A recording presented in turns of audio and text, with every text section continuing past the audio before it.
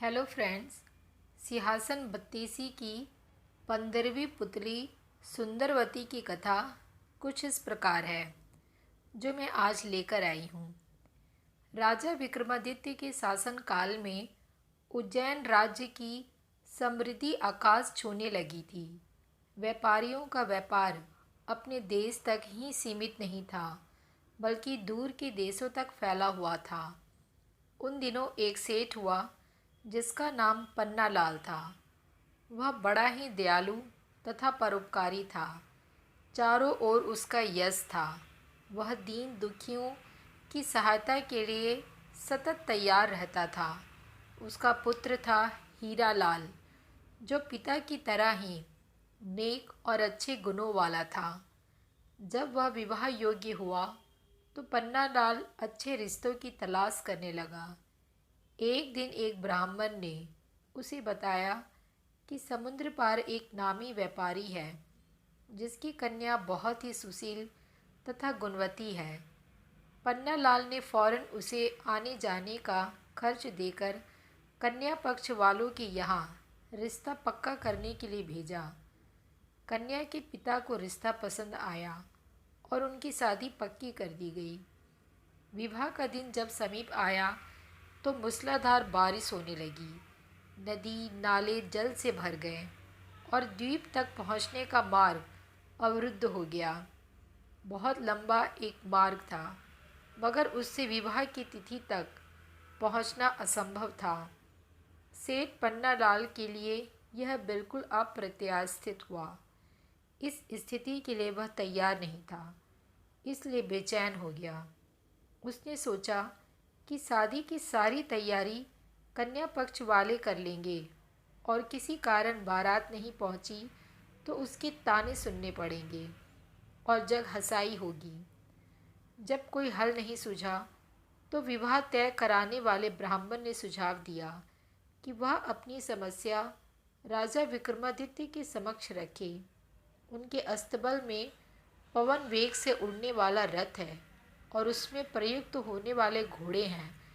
उस रथ पर 8-10 लोग वर सहित चले जाएंगे और विवाह का कार्य शुरू हो जाएगा। बाकी लोग लंबे रास्ते से होकर बाद में सम्मिलित हो जाएंगे। सेठ पन्नालाल तुरंत राजा के पास पहुंचा और अपनी समस्या बताकर हिचकिचाते हुए रथ की मांग की।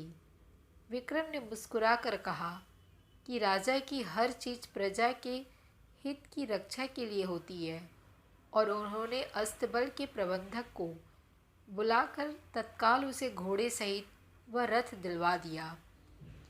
प्रसन्नता के मारे पन्नालाल को नहीं सूझा कि विक्रम को कैसे धन्यवाद दे।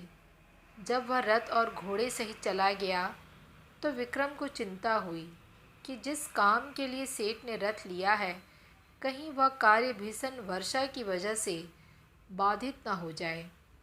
उन्होंने माँ काली द्वारा प्रदत्त बेतालों का स्मरण किया और उन्हें सकुशल वर को विवाह स्थल तक ले जाने तथा विवाह संपन्न कराने की आज्ञा दी। जब वर वाला रथ पवन वेग से दौड़ने को तैयार हुआ तो दोनों बेताल छाया की तरह रथ के साथ चल पड़े।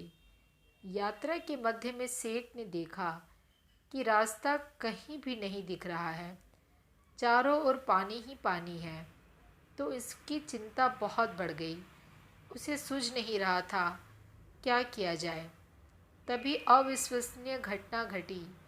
घोड़ों सहित रथ जमीन के ऊपर उड़ने लगा।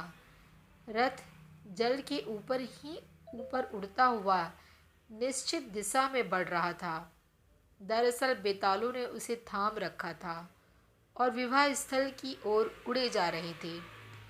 निश्चित मुहूर्त में सेठ के पुत्र का विवाह संपन्न हो गया। कन्या को साथ लेकर जब सेठ पन्नालाल उज्जैन लौटा तो घर के बदले सीधा राज दरबार गया। विक्रमादित्य ने वर वधू को आशीर्वाद दिया। सेठ पन्नालाल घोड़े और रथ की प्रशंसा में ही खोया रहा।